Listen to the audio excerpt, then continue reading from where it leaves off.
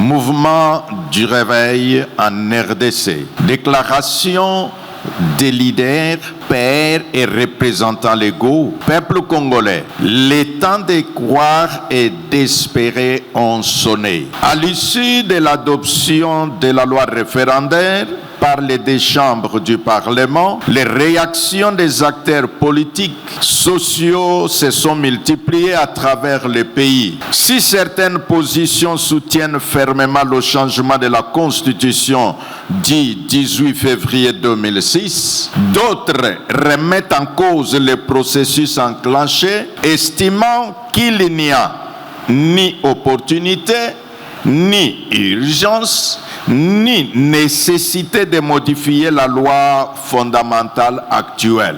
Après une analyse minutieuse des signes de temps et fidèle à leur engagement socio-pastoral, les leaders du mouvement de réveil affirment et justifient l'opportunité, l'urgence ainsi que la nécessité absolue de changer la Constitution du 18 février 2006 en s'appuyant sur trois arguments majeurs. 1. De l'opportunité. Existe-t-il une opportunité réelle de changer notre Constitution actuelle? La réponse est affirmative. Cette démarche s'impose pour adapter le texte aux réalités purement congolaises selon deux considérations majeures. La fin de la constitution des belligérants. Les leaders du mouvement de réveil qualifient le texte actuel de document rédigé sous la forte influence des puissances étrangères et des factions armées. Le texte post-conflit de 2006 étant aujourd'hui totalement passé, il est impératif de doter la nation d'un texte authentique souverain. L'ajustement aux réalités socio-économiques, le cadre juridique en vigueur freine le plein développement économique du pays. De l'avis des observateurs avertis, la loi fondamentale doit refléter l'identité profonde et les aspirations légitimes de la société congolaise. 2. De l'urgence. L'urgence de cette réforme réside principalement dans l'obligation de restaurer l'autorité de l'État face aux défis sécuritaires majeurs.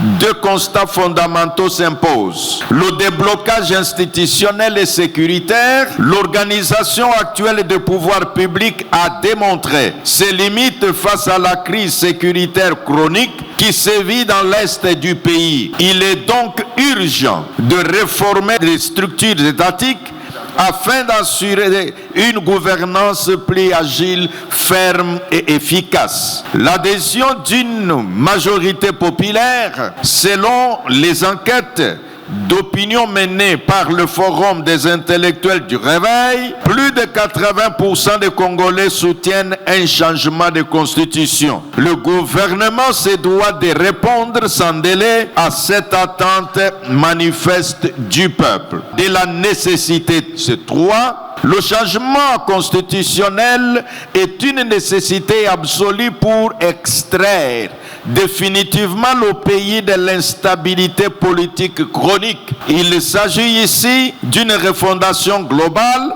et non d'un simple aménagement de surface. Les leaders du réveil soutiennent qu'une révision partielle s'avère insuffisante pour corriger les failles structurelles du texte de 2006. Seul un changement complet permettra de rétablir des institutions stables et de prévenir les crises politiques récurrentes. Conclusion. Au regard de ce qui précède, les leaders, pères et représentants légaux des communautés, ministères et plateformes du réveil, envers le chef de l'État, prient son Excellence, Monsieur le Président de la République, chef de l'État, d'activer le processus menant à la promulgation de la loi référendaire adoptée par les deux chambres du Parlement envers le peuple congolais. Invite le peuple congolais à une prise de conscience collective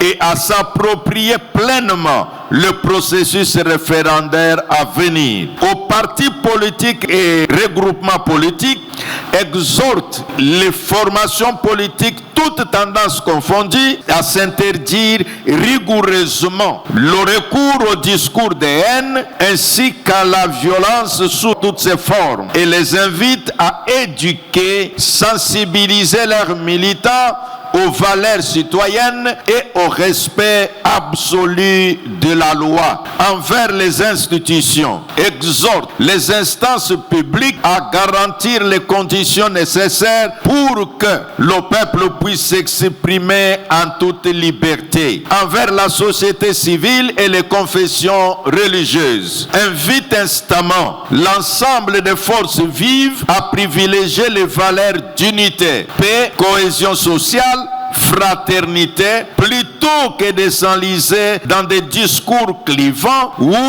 des apologies des tensions civiles. Que Dieu bénisse la République démocratique du Congo, faite à Kinshasa le 24 juin 2026. Les leaders, pères et représentants légaux du mouvement de réveil, suivi de la liste.